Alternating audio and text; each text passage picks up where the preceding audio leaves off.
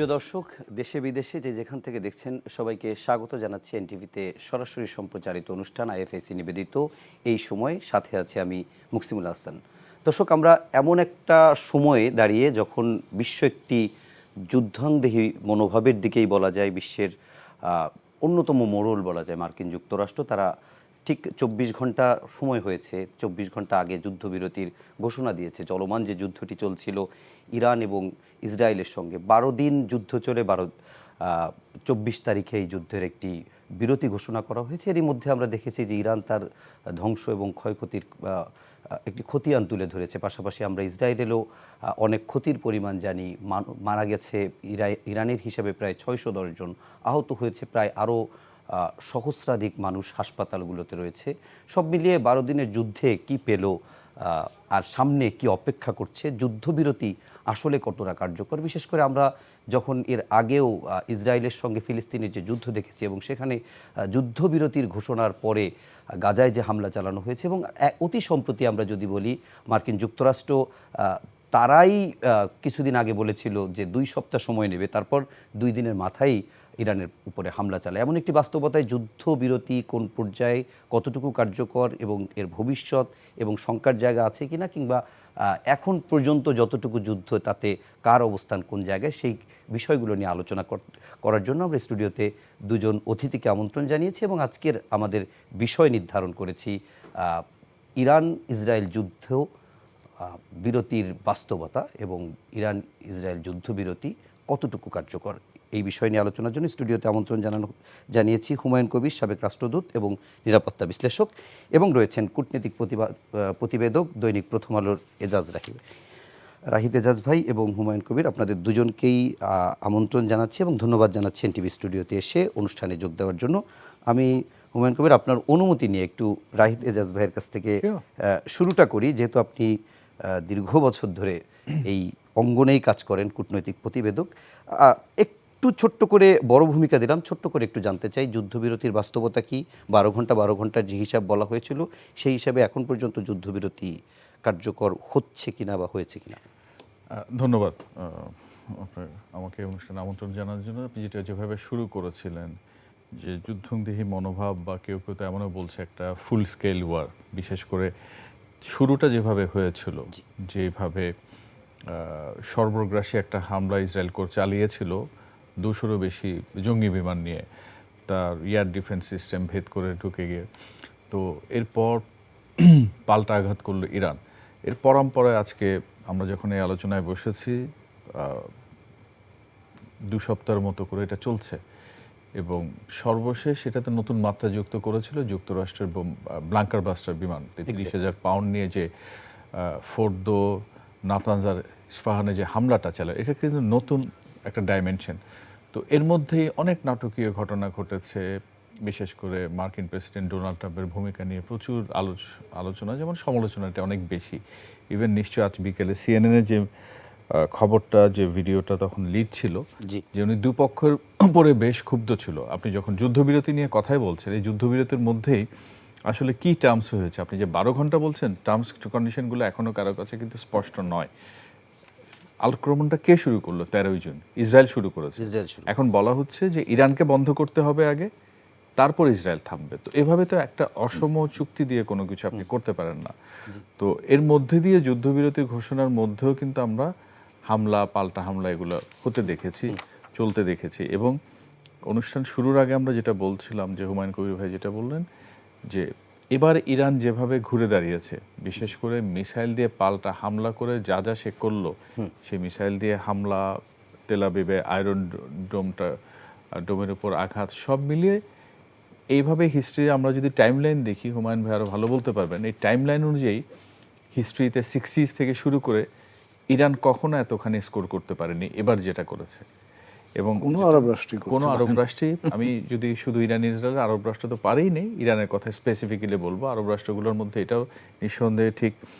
জ্ঞান বিজ্ঞান বলুন, গবেষণা বলুন, এত বৈরী পরিবেশের মধ্যেও কিন্তু ইরান এগিয়েছে। এটা কিন্তু তার চরম বৈরী সূত্র স্বীকার করতে বাধ্য আজকে। বিশেষ করে ইসরায়েলি বিমান হামলার পর সে যেভাবে তার ডেটারেন্ট, এই মিসাইল দিয়ে এই টানা 2 সপ্তাহ চলছে এবং আরও চলার সক্ষমতা তার আগে আছে সেটা বুঝিয়ে দিয়েছে। ধরেন কারণ আস্তে আস্তে গতকাল যেমন ইরাক এবং ইরানের বেইজে, আমেরিকান বেইজে সে সিম্বলিক অ্যাটাক করেছে পূর্ব ঘোষণা দিয়ে। তো সব মিলিয়ে যেটা দেখা গেছে, ইরান এখন যে জায়গায় দাঁড়িয়ে আছে, তারপর স্ট্র্যাটেজিক্যাল তার লোকেশন, আপনার সে ঘোষণা দিয়ে হামলাটা করার কথা বলছে, প্রতীকী হামলা স্ট্রেট অ্যাট হরমুজ, যেটা গোটা গ্লোবাল ফুয়েলের 20% উপরে মোবিলিটি হয়, তো সেই জায়গা বন্ধ করে দেওয়ার কথা বলেছে। এবং এই হরমুজ প্রণালীতে অতীতে জাহাজের নিচে মাইন পুঁতে দেওয়ার অভিজ্ঞতা ইরানের রয়েছে। এখন পারবে কিনা সেটা পরের আলোচনা। তারপর সে পার্লামেন্টে কালকে সিদ্ধান্ত নিয়েছে আইএইএ থেকে সে বেরিয়ে আসবে। তো সব মিলিয়ে সে যখন একা হয়ে পড়েছে, তাকে চারদিক থেকে আষ্টে ধরে হামলা করা হলো, সে স্ট্র্যাটেজিক্যালি এরকম 2-3টা জিনিস, আইই থেকে বের হয়ে যাওয়া, স্ট্রেট অফ হরমুজ বন্ধ করা, কন্টিনিউসলি পাল্টা প্রত্যাঘাত চালিয়ে যাওয়া। তো এই জায়গা থেকে এমন যখন পরিস্থিতি, আর ইসরায়েল তো থামছে না, ডে 1 থেকেই কিন্তু বলছে রেজিম চেঞ্জ একটা বড় ইস্যু এখানে হয়ে আসছে। আমরা যখন পরমাণু অস্ত্র, নিউক্লিয়ার ওয়ারহেড তার হয়ে গেছে, অস্ত্র বানিয়ে ফেলেছে, এটা যেমন বলছে, আবার কিন্তু ডে 1 থেকে রেজিম চেঞ্জের কথাটা কিন্তু নেতানিয়াহু বলছিলেন। আমরা হঠাৎ করে রেজা শাহ পাহলভি জুনিয়রকে দেখছিলাম এবং সে আহ্বান রাহিদ ভাই, এই রেজিম চেঞ্জটা নিয়ে আমার একটা প্রশ্নই আছে স্পেসিফিকভাবে, আমি পরে আসবো এই প্রসঙ্গে। একটু আপনার কাছে আরেকটা ব্যাপার একটু ছোট্ট করে আপনি বলবেন, তারপরে একটু হুমায়ুন কবির ভাইয়ের কাছে যাব। সেটি হচ্ছে মানে যেটি ইটিকে আসলে যুদ্ধবিরতি নিয়ে আমরা যেটি দেখলাম, যে মার্কিন যুক্তরাষ্ট্রের প্রেসিডেন্ট যখন ইরাকের যে মার্কিন ঘাঁটিতে যখন হামলা করা হলো ইরানের পক্ষ থেকে, এবং তারপরে তিনি বৈঠক করলেন, বৈঠকের পরে তিনি এই ঘোষণাটি দিলেন যুদ্ধবিরতির। এবং তার বক্তব্য এবং তিনি যেটি সোশ্যাল মিডিয়ায় তিনি যেভাবে লিখেছেন, তাতে মনে হচ্ছিল যে এটি তার মধ্যস্থতায় বা তার এক ধরনের তিনি এটি করেছেন। কিন্তু রয়টার্সের আবার সংবাদ বলছে যেটি, তাতে মনে হচ্ছে যে কাতারকে ইসরায়েল এবং মার্কিন যুক্তরাষ্ট্র তারা বুঝিয়ে একটা মধ্যস্থতা করার চেষ্টা করছে। আসলে যুদ্ধ বিরতির প্রস্তাবটা আসলে কার পক্ষ থেকে দেওয়া? না, দেখুন, সোভিয়েতের পতনের পর এটা তো ঠিক এক বিশ্ব, মানে গ্লোবাল পোলারাইজেশন কিন্তু চেঞ্জ হয়ে গেছে, এটা তো আমরা সবাই জানি, এটা অজানা নয়। কিন্তু এখন সেটার মধ্যস্থতা বা সেটার মূল রিমোটটা নিশ্চয়ই কাতারের কাছে নেই, এটা আমরা এখানে যে 3জন আলোচনায় বসে আছি সবাই জানি। একদম। আমি যদি বলি যে ট্রাম্প এবার ক্ষমতা আসার পর নিউক্লিয়ার ডিসকাশন যখন শুরু করে, তখন ওমানকে যুক্তরাষ্ট্র কাজে লাগিয়েছিল। ফার্স্ট মিটিংটা সেখানে হয়েছে। তো ওমান কাতার যুক্তরাষ্ট্রের হয়ে এই জায়গাটা মেডিয়েটিং একটা পয়েন্ট হতে পারে, কিন্তু কোনোভাবেই কাতার এটার মূল চালিকা শক্তি না, এটা আমাদেরকে বুঝতে হবে। আর দ্বিতীয় কথা, দেখুন, এই যে যুদ্ধবিরতির যে প্রসঙ্গটি নিয়ে আলোচনার অবতারণা করলেন, এটা বারবার সে মার্কিন প্রশাসন বা ট্রাম্প বারবার বলছেন আলোচনার টেবিলে ফিরিয়ে আনার জন্য। এখন প্রশ্ন হচ্ছে, এই কথা তো বেশ কয়েকদিন ধরে, বিশেষ করে হামলার পরপরই আসছে, যে একটা বড় ধরনের গ্যামলিং ডোনাল্ড ট্রাম্প করলেন কিনা। তিনি বলছিলেন যে নাতানসের নিউক্লিয়ার প্ল্যান্ট পুরোপুরি ধ্বংস করে দিবেন, কিন্তু আমরা বাস্তবে কি দেখতে পাই, ফোর্দো, নাতানস বা ইস্পাহানের কোথাও কিন্তু তেজস্ক্রিয়তার বিকিরণ ঘটেনি। তার মানে যে হামলাটা করেছেন, হামলার অনেক আগেই কিন্তু সরিয়ে নিয়েছে তার হাই কোয়ালিটি ইউরেনিয়ামগুলো তারা সেখান থেকে সরিয়ে নিয়ে গেছেন। তো সেই জায়গাতে এই আলোচনার টেবিলে ফিরিয়ে নিয়ে যাওয়া এবং ট্রাম্প যে এই পুরো জিনিসটা করলেন, এখন পর্যন্ত কিন্তু স্পষ্ট নয় কেন তিনি এই হামলাটা চালালেন। আবার তিনি যুদ্ধবিরতির কথা বলছেন, তিনি সিজফায়ারের কথা বলছেন, এবং আলটিমেটলি এটার গতি প্রকৃতি কী হবে, খোদ আমি সিএনএনের সর্বশেষ একটা বিশ্লেষণে দেখে আসলাম, সেখানে কিন্তু স্পষ্ট করে কেউ বলতে পারছে না, কারণ টার্মস কন্ডিশনগুলো তো এখনও কারো কাছে ক্লিয়ার না। আপনার নিশ্চয়ই মনে আছে 2 সপ্তাহ ডেডলাইন দিয়ে হুট করে মনে হলো তো আমি এটাকে এভাবে দেখি, 2 সপ্তাহ তো আমরা কেন ধরে নিচ্ছি 14 দিন বা 13 দিনের মাথায় করবেন? 2 সপ্তাহ বলে 1 থেকে 14 যে কোনো দিন হতে পারে। এবং নিশ্চয় মনে আছে সিচুয়েশন রুম যখন তিনি যান, নেটফ্লিক্সে ওই গ্রেটেস্ট ম্যানহান্ট ওসামা বিন লাদেন দেখছিলাম আমি এদিন 5মবারের মতো। পুরো ডকু সিরিজটা, মানে ডকু ফিকশনটা দেখলে মনে হবে একটা স্ক্রিপ্টিং, অ্যাজ ইফ অ্যাবোটাবাদে, মানে আমাকে যদি বলেন, আমি কনভিন্স যে অ্যাবোটাবাদে অনেক দিন ধরে তাকে কন্টেইন করে রাখা হয়েছিল, তারপরে yes we got him, go get him. তো এইভাবে আপনি ওসামা বিন লাদেনকে যেটা করলেন, আপনি ইরানে সেটা করবেন বা করতে পারবেন, এটা যদি ভুল করে থাকে, এটা যদি ভেবে থাকেন, সেটা একটা বিরাট ভুল, এবং 2 সপ্তাহে কিন্তু ইরান সেটা প্রমাণ করে দিল। ওকে, আমরা একটু হুমায়ুন কবির আপনার কাছে জানতে চাই, আপনি মার্কিন যুক্তরাষ্ট্রেও ছিলেন, সেখানে তাদের বিষয়গুলো যেমন জানেন ঠিক তেমনি এই যুদ্ধ আপনি অনেক অ্যানালাইসিস করছেন। আপনার কাছে আমি প্রশ্নটা ছোট্ট করে করি, আপনি উত্তরটা বড় করে দেন। এটি কি আমরা যুদ্ধ বিরতি বলতে পারি বা কোন দিকে যাচ্ছে? মানে এই যুদ্ধবিরতি কি যুদ্ধের সমাপ্তি নাকি নতুন করে প্রস্তুতি কিংবা কৌশল নির্ধারণ? ধন্যবাদ আপনাকে। আপনার প্রশ্নের সংক্ষিপ্ত জবাব হচ্ছে, আমার কাছে মনে হচ্ছে যে এই যুদ্ধবিরতিটা স্থায়ী হবে। আচ্ছা, স্থায়ী হবে এবং আজকে এই যুদ্ধবিরতি শুরু হওয়ার পরপরই কাতারের যিনি আমির আছেন তিনি কিন্তু বলেছেন যে তারা একটা দুতিয়ালির ভূমিকা পালন করেছে এবং তারা দুই পক্ষকেই বলছে যে তারা যেন আলোচনায় বসে এটা ফর্মালাইজ করার চেষ্টা, এটাকে পার্মানেন্ট একটা রূপ দেওয়ার চেষ্টা করে। আমার কাছে কেন মনে হচ্ছে জানেন? কারণ যুদ্ধ ইসরায়েলের দিক থেকে যদি আমি দেখি, তাদের উদ্দেশ্য ছিল, প্রধান উদ্দেশ্য ছিল ইরানের পারমাণবিক প্রকল্পটাকে ধ্বংস করা। সেটা কতটা পরিমাণে হয়েছে আমরা না জানলেও ক্ষতিগ্রস্ত হয়েছে, যেটা তো সত্যি কথা। কাজেই তাদের প্রাথমিক উদ্দেশ্যটা কিন্তু সে অর্থে তারা সফলতা অর্জন করেছে, এক নাম্বার। দুই নাম্বার হলো তারা ইরানের ব্যালিস্টিক ক্ষেপণাস্ত্র ব্যবস্থাটাকে তারা ধ্বংস করতে চেয়েছে। সেটাও ঠিক যে ইরান ক্ষতিগ্রস্ত হয়েছে। প্রায় ধরেন ইসরায়েলিরা বলছে যে তাদের যে লঞ্চার্সগুলো আছে, অনেকগুলো লঞ্চার তারা ধ্বংস করেছে। তো আমি যদি ধরে নিই তাহলে আমি বিমান আক্রমণ যেহেতু হয়েছে, এখানে ক্ষতিগ্রস্ত ইরান হয়েছে, এটা আমরা মেনে নিতে পারি। তিন নম্বর যে অবজেক্টিভটা ছিল, নেতানিয়াহু বলছিলেন রেজিম চেঞ্জ। তো কাজেই রেজিম চেঞ্জটা নেতানিয়াহু বলছেন, আমার ধারণা যে মার্কিনীদের এই ব্যাপারে সায় পুরোপুরি ছিল না, যদিও প্রেসিডেন্ট ট্রাম্প কিন্তু গতকাল এটা নিয়ে কথা বলেছেন। তার কারণ হলো মার্কিন যুক্তরাষ্ট্র ইরাক অভিজ্ঞতার আলোকে জানে ভালো করে যে ইরাকের মতো দেশেও কিন্তু রেজিম চেঞ্জ করে আপনি পরে আর ম্যানেজ করতে পারা যায় নাই। লিবিয়াতে রেজিম চেঞ্জ করে আপনি বিপদগ্রস্ত হয়েছেন, রাষ্ট্র ভেঙে গেছে। তো কাজেই ইরানের মতো এত বড় একটা দেশ এবং যেটা স্ট্র্যাটেজিক একটা লোকেশনে আছে, সেখানে দেশটাকে আপনি অস্থিরতার মধ্যে ফেললে আলটিমেটলি সেটা আনম্যানেজেবল হয়ে যেতে পারে, পুরো রিজিয়নকে এফেক্ট করতে পারে। তো সেই সব বিবেচনার আলোকে আমার ধারণা রেজিম চেঞ্জে যায়নি। আর আরও একটা জিনিস আমার কাছে, আপনি ওয়াশিংটনের কথা বলছিলেন, জি, মার্কিনীরা তাদের কিছু মানে চিন্তার গভীরতা আছে, এটা আমি দেখেছি।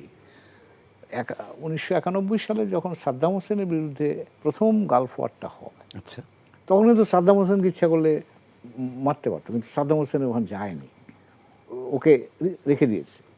এবং এবারও আমার ধারণা ইসরায়েল কিন্তু প্রথম থেকে চেষ্টা করছিল ধর্মীয় নেতা আলী খামেনিকে মারবার জন্য, আমেরিকানরা সেটা হয়নি। তার কারণ হলো যদি মেরে ফেলা হয় তাহলে আপনার একটা টার্মোয়েল হবে, এবং এখন যুদ্ধ চলছে, যুদ্ধের মধ্যে একটা টার্মোয়েল হবে, যুদ্ধের কনসিকুয়েন্স হিসেবে একটা টার্মোয়েল থাকে। কার সাথে নেগোশিয়েট করবেন? কারণ এখন যে সিজফায়ারটা হচ্ছে, তার নেক্সট ফেজটা হচ্ছে আপনি ইরানের সাথে বসতে হবে। ওই যে আলোচনাটা 14 তারিখ বা 15 তারিখ হওয়ার কথা ছিল ওমানে, আর আক্রমণ হয়ে গেল 13 তারিখে, এই আলোচনাটা আবার রিভাইভড হবে। একটু এর সাথে একটা, যেহেতু আমি যদিও বলছিলাম ইজাজ রাহি ভাইকে যে রাহিদ ইজাজ ভাইকে বলেছিলাম যে পরে আলোচনাটা করব, কিন্তু বারবার চলে আসছে, তা আপনার কাছে একটু জানতে চাই, সেটা হচ্ছে কি তার মানে আর একটু ক্লিয়ারভাবে যদি জানতে চাই যে তাদের এই রেজিম চেঞ্জের যে টার্গেটটি, আমরা তাদের ভাইস প্রেসিডেন্টের বক্তব্যে শুনলাম যে রেজিম চেঞ্জ নয় বরং পারমাণবিক ইস্যু, কিন্তু ট্রাম্প বললেন যে না রেজিম চেঞ্জ চায়। আবার পরবর্তীতে আবার তার বক্তব্য চেঞ্জ করে বললেন যে রেজিম চেঞ্জ না। তার মানে কি প্রথমে কি তারা গাদ্দাফি কিংবা আপনার সাদ্দাম হোসেন এবং খামেনিকে এক ভেবেছিলেন, পরে ভাবলেন যে না এটা এক হবে না? এটা ইসরায়েলের প্রায়োরিটি। আচ্ছা, ইসরায়েলের প্রায়োরিটি হচ্ছে ইরানের, মানে আপনি অল কাইন্ডস অফ স্ট্রাকচার, সেটা হিউম্যান স্ট্রাকচার বলে, মিলিটারি স্ট্রাকচার বলে, মানে ইরান যাতে দাঁড়াতে না পারে। কিন্তু মার্কিনীদের সাথে এটা নিয়ে তাদের কিন্তু তফাৎ খানিকটা ছিল।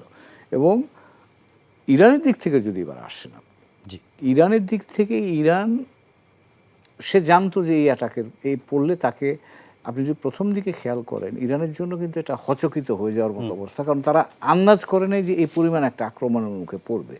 এবং তাদের প্রধান সামরিক কর্মকর্তা, বৈজ্ঞানিক কর্মকর্তা, তাদের স্থাপনাগুলো, মেজর এয়ার ডিফেন্স স্ট্রাকচার যেগুলো ছিল, সবগুলো কিন্তু প্রথম দিকে ধ্বংস হয়ে গেছিল। পরে তারা 2-1 দিন পরে আস্তে আস্তে তারা রিঅর্গানাইজ করে দেন দে স্টার্টেড কাউন্টার অ্যাটাক। এখন ইরানের একটা যেটা ছিল, ইরান তো ইসরায়েল এবং মার্কিন যুক্তরাষ্ট্রের যৌথ আক্রমণের মুখে, এটা তো বাস্তবতা। তো ইরানের জন্য যেটা ছিল just to make a point, then we can fight back. এটাও কিন্তু ইরান প্রতিষ্ঠিত করতে পেরেছে। তার কারণ হলো ইসরায়েলে যে পরিমাণ ধ্বংসযজ্ঞ হয়েছে, জি, অন্তত আমার জানা অবধি ধরেন 56 সাল থেকে যে তাদের যুদ্ধ হয়েছে বিভিন্ন 56, 67, 73, তারপরে 82-তে গিয়ে কোনো যুদ্ধে ইসরায়েল প্রপার ক্ষতিগ্রস্ত হয়নি, কারণ আরবদের সক্ষমতাই ছিল না ওই জায়গায় যাওয়ার জন্য। এবারে কিন্তু প্রথম তারা ধ্বংসযজ্ঞ যেটা হয়, জি। এবং কোনো কোনো ক্ষেত্রে কিন্তু গাজার মতো তেল আবিবের কিছু কিছু অংশ মনে হ্যাঁ, হচ্ছে হ্যাঁ, এই গাজাই পরিমাণ মনে হচ্ছে। ধ্বংসযজ্ঞ একদম, হয়েছে। তো কাজেই এখন ইরানের দিক থেকেও কিন্তু আপনি একটা, তারাও কিন্তু মার্কিন যুক্তরাষ্ট্রকে ফেস করতে চায় না, এটা মনে রাখতে হবে। তো কাজেই যখন মার্কিন যুক্তরাষ্ট্র বোম্বের, এবং এখানে কিন্তু কোরিওগ্রাফড একটা আমরা অ্যাকশন দেখি একদম ক্লিয়ার। তার মানে এখান থেকে আপনি বলতে এইখান থেকেই বলতে চাচ্ছেন যে এটি হয়তো যুদ্ধবিরতিটা স্থায়ী হতে পারে। সকলেরই একটা ইনসেন্টিভ আছে। আমরা আরও কিছু বিষয় নিয়ে আলোচনা করব, বিশেষ করে রাহিদ এজাজ ভাই আপনার কাছে এরপরে যে বিষয়টি একটু জানতে চাই যে ক্ষয়ক্ষতি কার বেশি হয়েছে, কার কম হয়েছে, টার্গেট পূরণও কার কতটা হয়েছে। একটা হতাহতর আপনি বিবরণও দিচ্ছিলেন, হ্যাঁ, যেটা বলছিলাম ইরানের মতো রেজিমেন্টেড সোসাইটিতে যে ফিগারটা দিল, জি, এটা খুবই ফিল্টার করে করে আসা, এবং আমরা 12 দিন ধরে যে সংঘাত বা যুদ্ধের যে নামে অভিহিত করি না কেন এবং যে স্কেলে হয়েছে, তাতেই এই ফিগারটা আমার কাছে খুবই খুবই কনজারভেটিভ বলে মনে হয়। আর অন্যদিকে ইসরায়েল এবার প্রথমবার ইরানি হামলায় পর্যুদস্ত হলো। হুমায়ুন ভাই যেটা বলছেন, কোনো আরব বিশ্বের কোনো দেশ ইসরায়েলের সাথে এভাবে পেরে ওঠেনি। তো সে জায়গায় ক্ষয়ক্ষতির যদি আমি মানুষের হতাহতের বিষয়টা বলি, সেটা খুবই কনজারভেটিভ একটা। আর এরপর যদি আপনি ক্ষতির দিকটা বলেন, শুরুতে যেটা বলছিলাম, 200 জঙ্গি বিমান যখন আপনি একসাথে সব রকম এয়ার ডিফেন্স সিস্টেম ভেঙে দিয়ে ঢুকেন, এবং বলা হচ্ছে ইরানের আকাশ প্রতিরক্ষা ব্যবস্থা বলতে কিছুই নাই, পুরোপুরি পর্যুদস্ত হয়ে গেছে। তার এয়ারফোর্সের স্ট্রেংথটা খুবই ফ্রাজাইল, উইক, যে ফ্লিটগুলো ছিল সেগুলো খুবই বাজে অবস্থা। যদিও এটা একটা বিষয় মনে করিয়ে দিতেই পারি এখানে, রাশিয়ার সাথে তার স্ট্র্যাটেজিক একটা পার্টনারশিপ হয়েছে, যেটা 5 বছর আগে 21 সালে হয়েছিল চীনের সাথে। ডেভেলপমেন্ট এবং স্ট্র্যাটেজিক কোঅপারেশন রাশিয়ার সাথে, যেটা বলা হয় যে রাশিয়া ইরানের এয়ারফোর্স সহ এয়ার ডিফেন্স, এটা মাত্র অল্প কিছুদিন আগে হয়েছে। তো মোটা দাগে যদি এভাবে বলি যে ইরানের এই ক্ষতিটা হয়েছে। আর তাছাড়া আমরা যদি দেখি ইসলামিক রিপাবলিক গার্ড এবং টপ লেভেলের যে সায়েন্টিস্ট, নিউক্লিয়ার সায়েন্টিস্ট, তারা কিন্তু বেছে বেছে ধরে ধরে খুন করেছে। এবং এবারে প্রাথমিকভাবে ইসরায়েলের যে সাফল্য, সেটাতে একটা জিনিস প্রমাণ, মোসাদ তার অপারেটিভদের ইরানিয়ান টেরিটরিতে খুব সাকসেসফুলি অপারেট করতে পেরেছে। সুইসাইড বোমিংয়ের ঘটনা ঘটেছে, গাড়ি বোমা বিস্ফোরণ হয়েছে। তো সেই জায়গার ক্ষতির দিক থেকে যদি আমাকে বলেন, যতই কনজারভেটিভ এস্টিমেট হোক না কেন, ইরানের ক্ষতিটা অনেক বড় হয়েছে, এতে কোনো সন্দেহ নাই। আর অন্যদিকে যদি আমি এবার ইসরায়েলের দিকে তাকাই, আয়রন ডোমের মতো ডিফেন্স সিস্টেম তারা পর্যুদস্ত করেছে। এবং আজকে যখন আমার বিশ্বের ওই হামলার কথা বলছিলাম, যে আপনার যুদ্ধবিরতির আগে সেখানে সর্বশেষ বোধ হয় 11 বা 12 এরকম একটা সংখ্যা দেখতে পাচ্ছি। সেই সংখ্যাগুলোর উপর এবং ইসরায়েলি মিডিয়ার উপর রেস্ট্রিকশন ছিল এবার। তো সেই জায়গাতে দুপক্ষের ক্ষয়ক্ষতি হয়েছে। আর যে বিষয়টা এবং যে জিনিসটাকে ইস্যু করা হলো, যে পারমাণবিক অস্ত্র, একটু আগে যেটা বলছিলাম, আজকে বিকালে আপনার একটা ইন্টারভিউ দেখছিলাম চ্যানেল 4-এ, ব্রিটিশ টিভি। সেখানে উইলিয়াম অ্যালবার্গ বলে একজন আপনার বিশেষজ্ঞ, যিনি একসময় ডিসআর্মারমেন্টের ক্ষেত্রে ইউএসের হয়ে কাজ করেছেন, এখন উনি সিনিয়র অ্যাডজান্ট ফেলো হিসেবে প্যাসিফিক ফোরামে কাজ করেন। তিনি যেটা বললেন, আইডিজিকে ইরান এই 3টা ফ্যাসিলিটিস, ফোর্দো, ইস্পাহান এবং নাতানজ থেকে তাদের যে হাই কোয়ালিটি ইউরেনিয়ামগুলো সরিয়ে নিচ্ছে, এটা জানিয়েছিল। এটা অবকাঠামোগত অনেক ক্ষতি হয়েছে, কিন্তু পারমাণবিক অস্ত্র ধ্বংস করার যেই প্রত্যয়ের কথা ডোনাল্ড ট্রাম্প বলেছেন, সেটা কতখানি ধ্বংস করতে পেরেছেন তা কিন্তু স্পষ্ট নয়।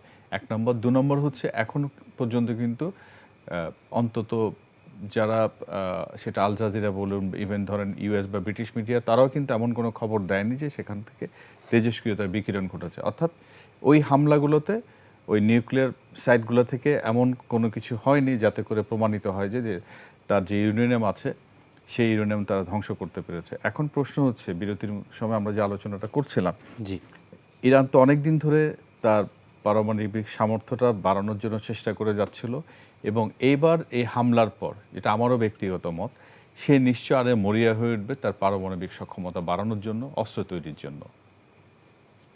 আরেকটা ব্যাপার একটু আপনার কাছে এই সঙ্গেই জানতে চাই, সেটি হচ্ছে যে এমন ইরানের জনগণের ভিতরে দেখা যাচ্ছে তাদের ভিতরে এক ধরনের বিজয় উল্লাস হচ্ছে, কিংবা দেশত্ববোধক গান বাজছে, এবং তারা একটা অনেকটা বিজয় হিসেবে পালন করছে। আসলে এত আত্মতুষ্টিরও কিছু আছে কি না ইরানের? না দেখুন, আত্মতুষ্টি কি এখন আমার বা আমাদের তিনজনের কাছে, বা কিংবা আমাদের তিনজনের মধ্যে দুজনের মনে হতে পারে যে এখানে ইসরায়েল অনেক বেশি স্কোর করলো, বা ইসরায়েল জিতলো, কিংবা আবার এমনও মত হতে পারে আমাদের তিনজনের যে ইরান জিতলো। তো এটা আপনার যখন এরকম ওয়ার ট্যাকটিসে অনেকগুলো ইস্যু থাকে, সেই ইস্যুগুলোর মধ্যে যেমন ডিসইনফরমেশন, মিসইনফরমেশন থাকে, কিছু ফলস ক্লেম থাকে, এবং এই যে জুবিলেন্সের কথা বলছেন তো ইরাকে, যে আমরা এখন দেখছিলাম যে কিছু মিছিল হচ্ছে, কিছু লাইভ ভিডিও প্রচার হচ্ছে, ওটা তো হওয়া স্বাভাবিক। যে অ্যাপারেন্টলি বলা হচ্ছে খামেনিকে নিয়ে যে প্রশ্নগুলো ছিল, বা আমরা তো এই খবরগুলো কোত্থেকে পাচ্ছি, মোস্টলি পাচ্ছি ইরানের within the territory of Iran, সেখান থেকে এই ভিডিওগুলো, ফুটেজগুলো পাচ্ছি। আবার এটাও ঠিক প্যারালালি আমরা কিন্তু অল্টারনেটিভ অনেক মিডিয়া থেকে পাই। তো আপাতত মনে হচ্ছে যে এক ধরনের জাতীয়তাবাদ বা দেশাত্মবোধের চেতনা, সেটা খামেনির পক্ষেই গেছে অ্যাপারেন্টলি। সেটা যে সব তা না, কারণ দেখুন ক্ষয়ক্ষতি, যে প্রশ্নটা আপনি করেছিলেন, ক্ষয়ক্ষতি সবটা কিন্তু আপনি জানি না। সেই ক্ষয়ক্ষতির পুরো চিত্র আসার পর কি হবে সেটা আরেকটা বিষয়, 1 নম্বর। 2 নম্বর কথা হচ্ছে 46 বছর হয়ে গেল, একটা লৌহ শাসন তো সেখানে আছে, কোনো সন্দেহ নেই। সেখানে কিন্তু ভিন্ন মত আছে, এবং তো সেই জায়গাতে এখন যে চিত্রটা দেখছি, এটাকেই মূল চিত্র ধরে নেওয়ার কোনো সুযোগ নেই। আপনি যে কথাটা বলছেন, হ্যাঁ, কিন্তু ওই বিষয়টাতে আমি একমত। মানে এইবারের হামলার পর হয়তো ইরানের মধ্যে এই মরিয়া মনোভাব দেখা দিতে পারে, যে তাদের পারমাণবিক অস্ত্র নিয়ে তাদের যে গোল ছিল, সেই গোলের দিকে আরো দ্রুত গতিতে এগিয়ে যাওয়া। ওকে, হুমায়ুন কবির ভাই, আপনার কাছেও এই বিষয়টা একটু জানতে চাই। সাথে আরও একটি বিষয় জানতে চাই, যে আসলে ইসরায়েলের যে টার্গেটটা ছিল, যে রেজিম চেঞ্জের ব্যাপারটি যদি বলি, সেই রেজিম চেঞ্জের তারা টার্গেট আসলে তো এই যুদ্ধবিরতি পর্যন্ত তো বলা যায় যে সেটি তো হলো না। সেই জায়গা থেকে তাদের নিজেদের অনেক দেশের অনেক নাগরিক এখন শরণার্থী, অনেকে দেশ ছেড়ে অন্য দেশে আশ্রয় নিয়েছেন। সেরকম একটি প্রেক্ষাপটে নেতানিয়াহুর কি তার নিজের দেশে কি আরও অবস্থান দুর্বল হতে পারে কি না? আপনার প্রশ্নের সংক্ষিপ্ত জবাব হচ্ছে না। গত 2 দিন আগে একটা সার্ভে বেরিয়েছিল, রেজাল্ট বেরিয়েছে। নেতানিয়াহু এই মুহূর্তে ওখানে 83% মানুষ তাকে ইরানের তার আক্রমণকে সমর্থন করছে, এবং জনপ্রিয়তার দিক থেকে কিন্তু তিনি এখন বেশ উঁচুতে আছেন। আরও, তার মানে তার আরও বেড়েছে, কারণ ইরান সম্পর্কে ইসরায়েলিদের একটা ভীতি আগাগোড়াই আছে। যেহেতু তিনি এই বিষয়টার উদ্যোগ নিয়েছেন, সেই কারণে ইসরায়েলের বেশিরভাগ মানুষ তাকে সমর্থন করছে। তো কাজেই তার জনপ্রিয়তা কমছে, এটা মনে করার কারণ নাই। আচ্ছা, তারা কি এরকম ভেবেছিল যে আমরা যদি ইরানে হামলা চালাই, সেখানেও যেহেতু ইরানের এই ইসলামিক রিপাবলিক বা ইরানের যারা ক্ষমতাসীন রয়েছে, বা খামেনির বিরোধী যে শক্তিরা রয়েছে, তাদের একটা স্ট্রং সাপোর্ট পাবে, এরকম কি মনে করেছিল, যেটি পায়নি? এরকম ইসরায়েলের মধ্যে একটা ধারণা ছিল যে প্রতিষ্ঠানগুলো যদি ধ্বংস হয়ে যায়, এবং তারা যেটা বলছে, তাদের হিসাবে তারা যা প্রত্যাশা করেছিল তার চাইতে বেশি ক্ষতি তারা করতে পেরেছে ইরানের। এবং এই ধরনের ঘটনা ঘটলে যেটা হয়, আপনি এরপরে সরকার টেকে না। তার কারণ হচ্ছে যে মানুষ প্রশ্ন করে, সরকারের সক্ষমতা কমে যায়। যেমন আজকেই তারা গতকাল তারা তেহরান জেলের উপর আক্রমণ করেছে, জেলের দরজা ভেঙে দিয়েছে। তার অর্থ জেল থেকে যারা আছে, সব যারা বিরুদ্ধ মতের লোকেরা ছিল, তারা সব বেরিয়ে গেছে। তো কাজেই তাদের ধারণা ছিল এই লোকগুলো বাইরে চলে আসলে তারা আবার অর্গানাইজ করবে সরকারের বিরুদ্ধে এক ধরনের জন অসন্তোষ তৈরি হবে ইত্যাদি। তো সেটা হয়নি এবং এখানে যেটা হবে ইসরায়েলের জন্য এই যুদ্ধ বিরতি হবে, কিন্তু মূল সমস্যা যেটা সেই সমস্যাটা কিন্তু যায়নি। তার কারণ হলো, যেটা রাইদিজাজ সঠিক বলেছেন, যে ইরান এবার দাঁড়িয়েছে কিন্তু সে আক্রমণের শিকার হয়েছে, এটাও কিন্তু তার জন্য একটা বিরাট লেসন। দুই পাশ থেকেই সে ইসরায়েলের দ্বারাও আমেরিকাটা আমি ধরি আমেরিকা করতে পারে। আমেরিকা ম্যাক্সিমাম 2019 সালে ওদের জেনারেল কাসেমিকে মেরে ফেলে, কাসেম সুলেমানকে মেরে ফেলে।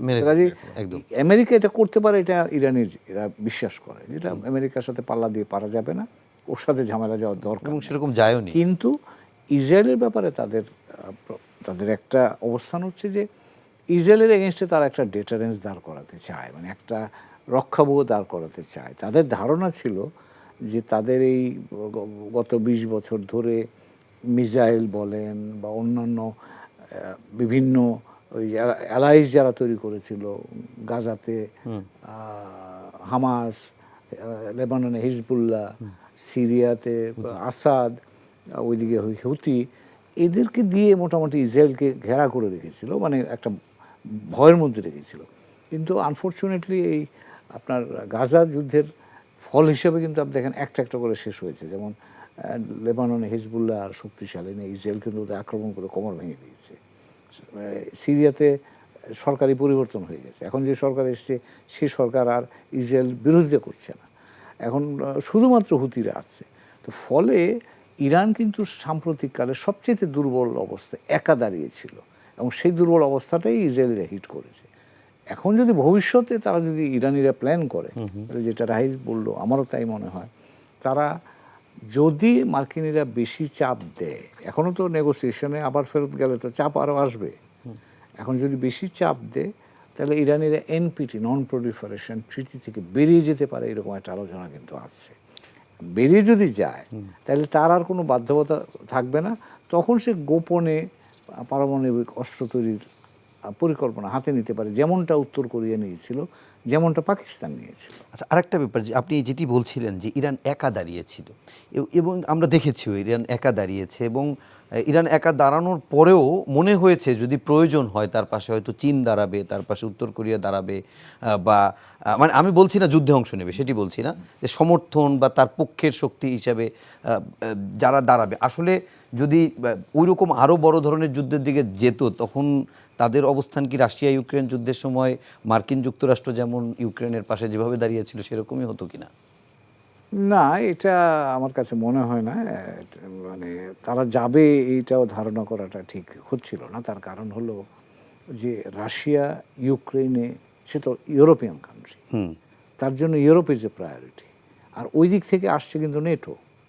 তার জন্য এক্সিস্টেন্সিয়াল, যেমন আজকে ইরানের জন্য বা ইসরায়েলের জন্য যেমন এরা পরস্পরের এক্সিস্টেন্সিয়াল থ্রেট, রাশিয়ার জন্য কিন্তু এক্সিস্টেন্সিয়াল থ্রেট হচ্ছে নেটো। আমি ওই নেটো বা আমেরিকার কথাই বলছিলাম। ওখানে অনেক বেশি এনগেজড, অনেক বেশি, এবং আমেরিকার সাথে সে এখানে ইনভেস্ট না করে ট্রাম্পের সাথে যদি কম্প্রোমাইজ করে ইউক্রেনে সে বেনিফিট পায়, সে সেটাই নেবে, দুটার মধ্যে যদি চুজ করতে হয়। প্লাস যেটা হয়, ইরানের ব্যাপারে রাশিয়া বলেন, চীনারা বলেন, ব্যবসা বাণিজ্য করে, তারাই খুব কমফোর্টেবল ইরানের সাথে, আমার মনে হয় না।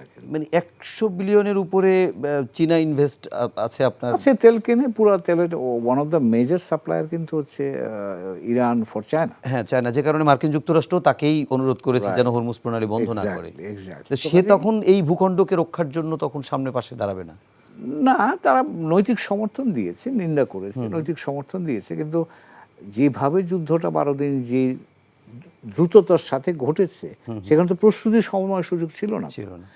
গতকাল যেটা হয়েছে, ইরানের পররাষ্ট্রমন্ত্রী যখন মস্কো সফর করলেন, পুতিনের সাথে মিটিং করলেন, তার পরের স্টেটমেন্টটা কিন্তু ভেরি স্ট্রং স্টেটমেন্ট, এবং প্রেসিডেন্ট ট্রাম্প এই যে সিদ্ধান্ত নিয়েছেন, তার মধ্যে এটা একটা উপাদান হিসেবে থাকতে পারে বলে আমার ধারণা। মধ্যপ্রাচ্যের অন্যান্য দেশগুলো ট্রাম্পকে বুঝিয়েছে যে এটা না হলে কিন্তু আমরা বিপদগ্রস্ত হব, সেটা আরেকটা উপাদান।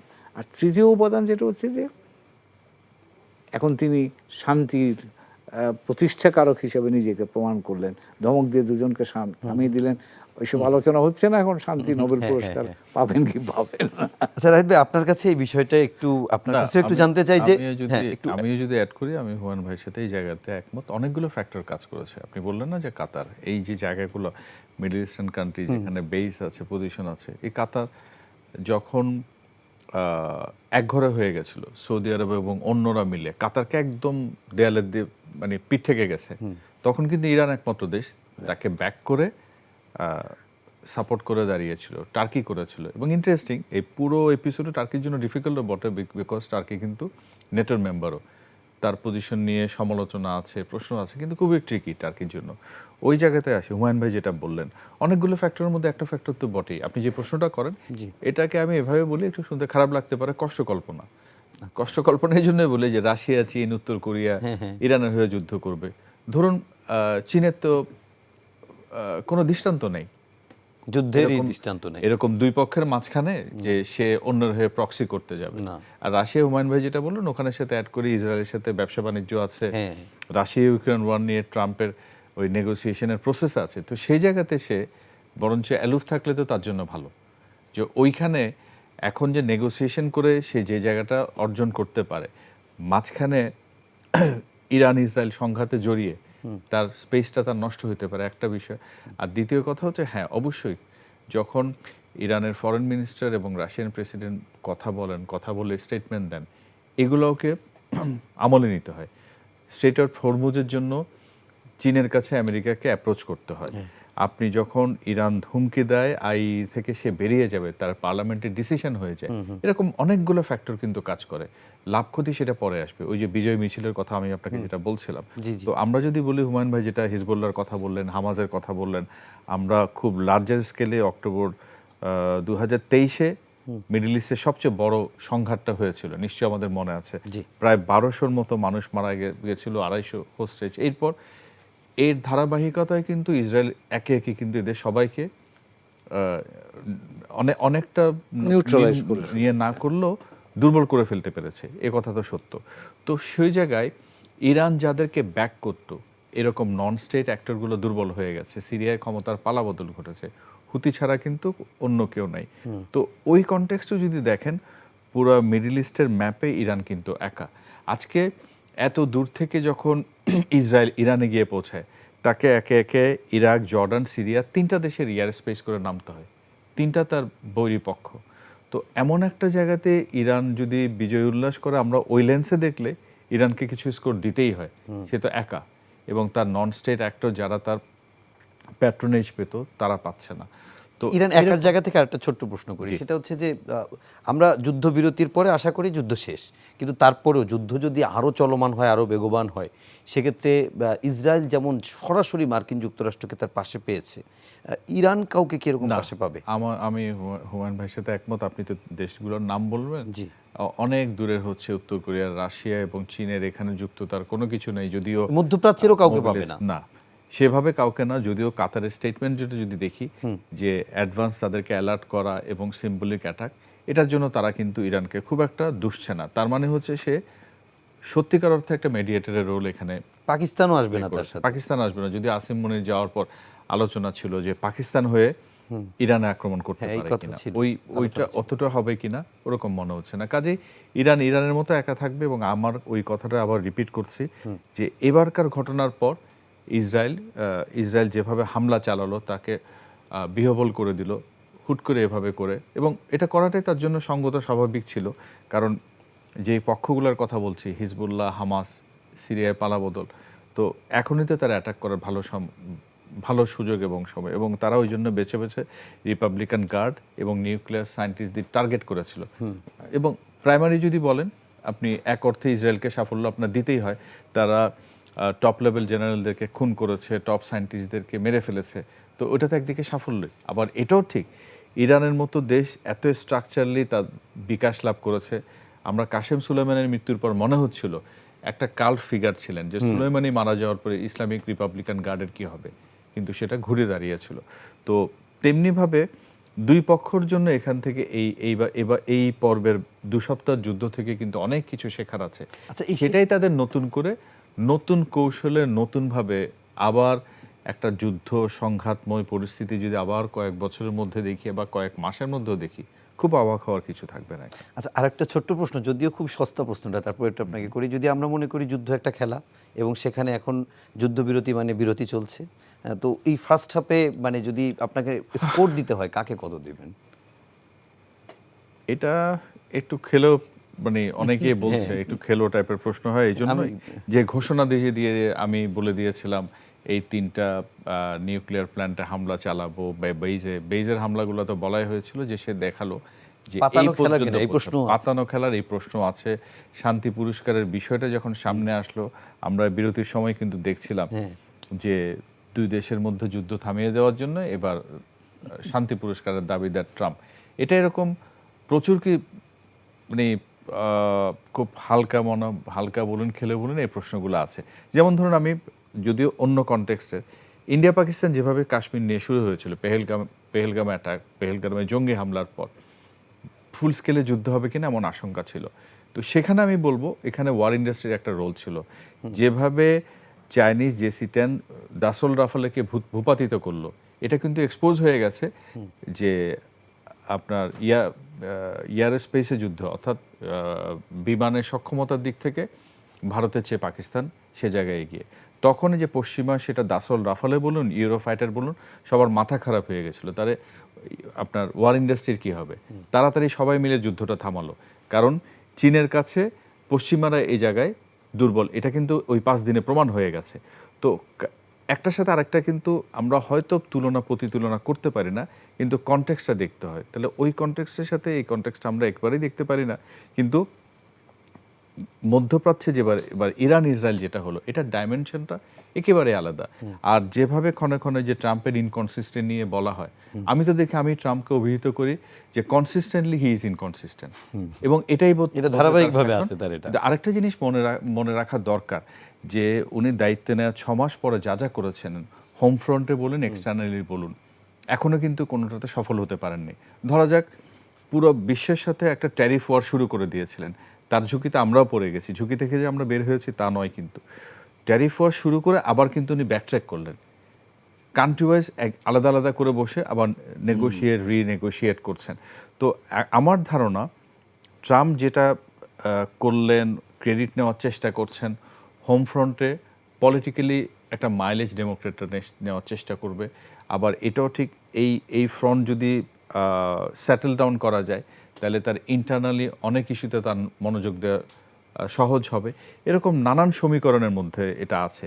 তবে একটা জিনিস না বললেই নয়, ইসরায়েল যেভাবে আমেরিকাকে চেয়েছিল, বা যেই কায়দায় হুমায়ুন ভাই যেটা বললেন, রেজিম চেঞ্জ তার গোল, হয়তো নয়, হয়তো হোয়াইট হাউস সেটা চায় না, তার সেই গোলের সাথে সব কিছুতে যে অ্যাড পার হয়েছে দুই পক্ষ, তা কিন্তু নয়।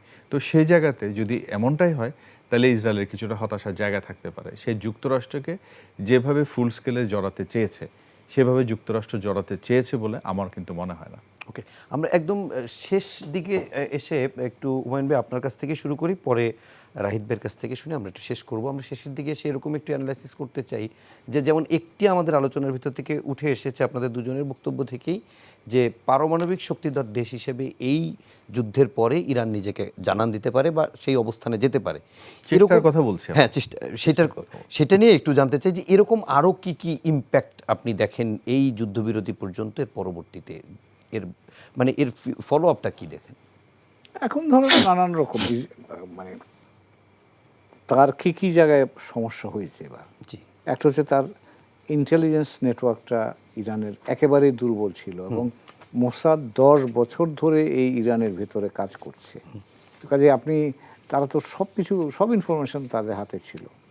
কাজে ইরানের যে কাজটা করতে হবে, তার ইন্টেলিজেন্স নেটওয়ার্কটাকে রিঅর্গানাইজ করতে হবে, 1 নাম্বার। আপনি এবার যে হিসাব, ইসরায়েল অফেন্সিভ ওয়ার করেছে আর ইরান করেছে ডিফেন্সিভ ওয়ার। আপনার তার বিমান বাহিনী তো কিছু করার উপায় নাই। মানে দেখেন, পাকিস্তানের বিমান বাহিনী শক্তিশালী হওয়ার কারণে ভারতের মতো শক্তির সাথে পাল্লা দিতে পেরেছে। এখানে ইরান শুধু তার বিমান বাহিনী না থাকার কারণে কিন্তু ইসরায়েলের শিকারে পরিণত হয়েছে। তো কাজে এটা তার জন্য একটা শিক্ষা, তাকে এই জায়গাটা আবার নতুন করে সাজাতে হবে। তারপরে ধরেন এখন নিউক্লিয়ার ইস্যু, তারা বলছে আমরা পারমাণবিক বেসামরিক পারমাণবিক প্রকল্প নিয়েই আমরা কাজ করব, কারণ এটা তারা অধিকার হিসেবে মনে করে, হুইচ ইজ ট্রু, কারণ এনপিটির আওতায় এটা অধিকার তাদের আছে। তারা এটা নিয়ে খুব সোচ্চার। এখন এটা করবে।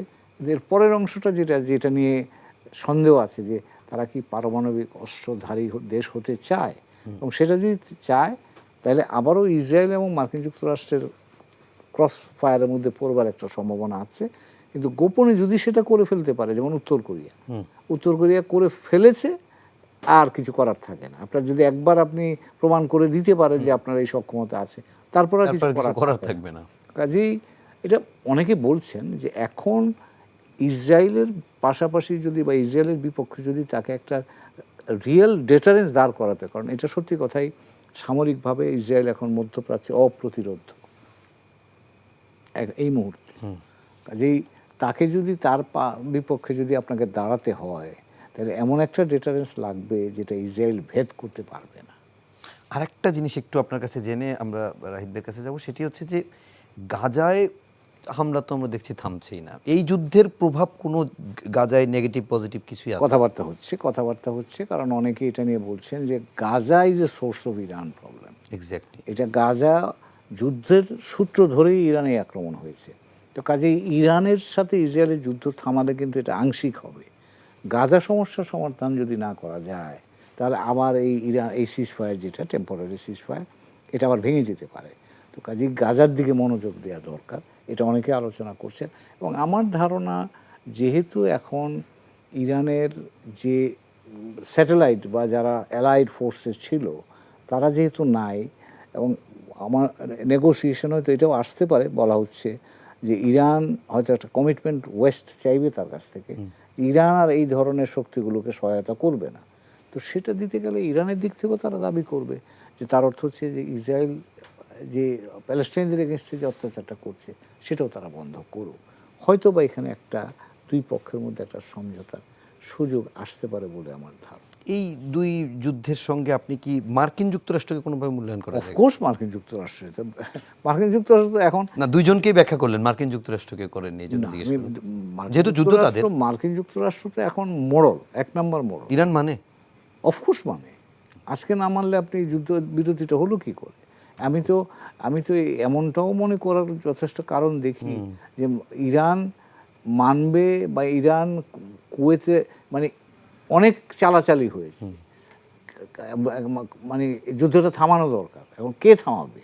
তো কাজে সেখানে সকলেরই এক ধরনের মানে ডাইরেক্ট ইনডাইরেক্ট হয়তো, এবং ইরান মানলো, এখন মার্কিনরাই বলছে, ট্রাম্প বলছে, ইরান তো মেনে নিয়েছে, এবং তারাও একটু ঘুরিয়ে মেনেছে, বলছে আমরা যদি ইসরায়েলি আক্রমণের মুখে না পড়ি তাইলে আমরা আক্রমণ, আর যদি তারা না করে তাহলে আমরা করবো না। তার অর্থ কি? আপনি মেনে নিচ্ছেন। অনেক অনেক ধন্যবাদ। আমরা একেবারে রাহিদ ভাই আপনার কাছে প্রশ্ন আর করলাম না, প্রশ্ন এগুলোই যে আসলে ইম্প্যাক্টটা কি দেখেন ভবিষ্যতের রাজনীতিতে, অর্থনীতিতে।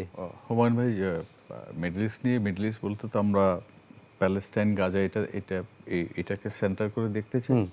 তো অনুষ্ঠান শুরু হয়েছিল যুদ্ধবিরতি দিয়ে, তো আমি ওই জায়গাটায় ফিরে যেতে চাই। তো এখন ধরেন একটা সিজফায়ারের ট্রাম্প অ্যানাউন্সমেন্ট দিলেন, সেটার কন্ডিশনগুলো ক্লিয়ার না, তারপরে সিজফায়ারটা হচ্ছে। ওকে, এখন মিডল ইস্টের যে ক্রাইসিসটা, গাজাটা, এই 2 সপ্তাহ কিন্তু আমরা গাজাকে অনেকটা ভুলে গেছি। আমি যদি এভাবে জিনিসটাকে সিরিয়া আইসিস চার্চে হামলা করেছে, সেটা কিন্তু আমাদের মনোযোগ থেকে সরে গেছে। তো সেগুলো যেন মনোযোগ থেকে না সরে, অর্থাৎ আমরা বলছি হামাসকে কোমর ভেঙেছেন বা ঘাড় মেরুদণ্ড ভেঙে দিয়েছেন, হেজবুল্লাহ দুর্বল হয়েছে, কিন্তু এলিমেন্টগুলো রয়ে গেছে, হুতি এখনো টিকে আছে। তো সেই জায়গাতে আপনি গাজার সমস্যার মূল উৎসে যদি নজর না দেন, এবং আদৌ দেওয়া হবে কিনা সেটা নিয়ে বিরাট প্রশ্ন চিহ্ন আজকে দশকের পর দশক ধরে চলছে। তো ইরান ইসরায়েল যে অস্ত্রবিরতি, সেটা কতটা টেনজিবল হবে সেটা নিয়ে একটা প্রশ্ন থেকে যাচ্ছে। আর আরেকটা জিনিসও হুমায়ুন ভাই যেটা বললেন, আমি একমত। এবার কিন্তু মোসাদ দেখিয়েছে যে তাদের within the territory of Iran, মানে তারা গ্রোয়িংলি তাদের স্ট্রেন্থটা বেড়েছে। এবং যদি আমি আবার যে হিস্ট্রিক টাইমলাইনে দেখি, আমি 23-এর পর 24-এর ধারাবাহিক পরপর অনেকগুলো নাতানজে, ইস্পাহানে এরকম অ্যাটাক কিন্তু হয়েছে। বিজ্ঞানীদের আপনার বিষ খাওয়ানো হয়েছে, খুন করা হয়েছে, এগুলো নতুন নয় কিন্তু, এবং 10 বছরে যে কথাটা বলছেন এক্স্যাক্টলি তাই। 10 থেকে 12 বছর ধরে করতে করতে একটা জায়গায় তারা এখানে গেছে এবং এই সময়টাকে সে কাজে লাগিয়েছে। আবার পাশাপাশি আরেকটা জিনিসও মনে রাখা দরকার, পুরো মিডল ইস্টের গালফ স্টেটগুলোতে যে পরিমাণ এয়ারবেজ আছে, আপনার মার্কিন উপস্থিতি আছে, সেটাতেও যে ইরান এত কিছুর মধ্যে হামলা চালানোর সক্ষমতা রাখে সেটার একটা ইঙ্গিত কিন্তু গতকাল আমরা পেয়েছি। সৌদি আরবে হয়নি, সৌদি আরবে কিন্তু সাইরেন টাইরেন বাজছিল, আশঙ্কা করা হচ্ছিল সেখানেও হবে, যেহেতু সিম্বলিক তারা ওই পর্যন্ত যায়নি। তো সব মিলে আমি যেটা বললাম যে দুপক্ষের জন্য এই দফার লড়াই, সংঘাত, যুদ্ধ যে নামেই বলি না কেন, দুই পক্ষের জন্য ব্যাপক ক্ষয়ক্ষতি যেমন হয়েছে, ব্যাপক এখান থেকে শিক্ষা নেওয়ারও কিছু আছে যে সামনের দিনগুলো কিভাবে তারা যেতে পারে। এবং মধ্যপ্রাচ্যের আমরা যে শান্তির কথা বলি, শান্তি এতটা এখনো অধরায় মনে হয়, তো সেই জায়গাতে সবগুলো পক্ষকে কিন্তু ছাড় দিয়ে দিয়ে একটা জায়গায় আসতে হবে। অনেক অনেক ধন্যবাদ রাহিত এজাজ এবং হুমায়ুন কবির, আপনাদের দুজনকে কষ্ট করে এত রাত পর্যন্ত এসে অনুষ্ঠানকে প্রাণবন্ত করার জন্য এবং আলোচনায় সম্পৃক্ত থাকার জন্য, এবং দর্শক আপনাদেরকেও ধন্যবাদ জানাচ্ছি। আমরাও শেষ করব, রাহিত এজাজ ভাই যেমন বলছিলেন যে একেবারে শেষে এসে যেমন শান্তিপূর্ণ মধ্যপ্রাচ্য, আমরাও চাই শান্তিপূর্ণ মধ্যপ্রাচ্য, এবং সেই সঙ্গে গাজায় যে নিরীহ ফিলিস্তিনিদের উপরে দীর্ঘদিন ধরে, দীর্ঘ বছর ধরে হত্যাযজ্ঞ চলছে সেটিও বন্ধ হোক। সেই সঙ্গে আমরা চাই ইসরায়েল এবং ইরানের মধ্যে যে চলমান যুদ্ধ, যে বিরতি শুরু হয়েছে, সেই যুদ্ধ বিরতি হোক, যুদ্ধের সমাপ্তি, এবং বিশ্বব্যাপী যুদ্ধ নয়, প্রতিষ্ঠিত হোক শান্তি, ফিরে আসুক শান্তি, এবং বিশ্ব হোক শান্তিময়। সেই প্রত্যাশা রেখে শেষ করছি। সবাই ভালো থাকবেন, সুস্থ থাকবেন। শুভরাত্রি।